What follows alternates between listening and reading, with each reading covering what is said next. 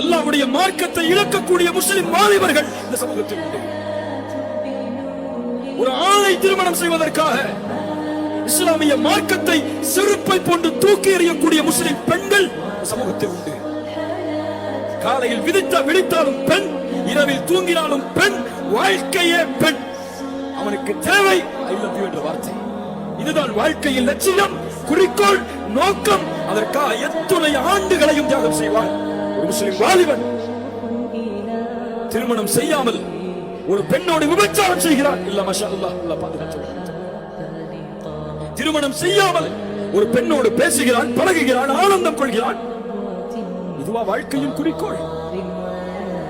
இந்த சமூகத்தை உருவாக்குவதற்காகவா உமர் வாழ்ந்தார்?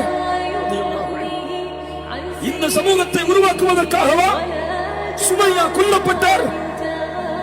இந்த சமூகத்தை உருவாக்குவதற்காகவா தன் செல்வத்தை இழந்து, கண்ணியத்தை இழந்து, ஒரே ஒரு ஆடையோடு கஃன் துணிக்கு கூட வழி இல்லாமல் முஸ்அப் இப்னு உமைர் இழந்தார்?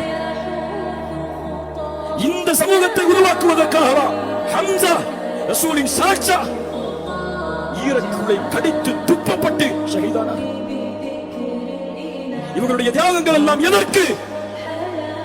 எமக்கு ஃபஜ்ருடைய தொழுகையின் தூக்கத்தை கூட தியாகம் செய்ய முடியாது.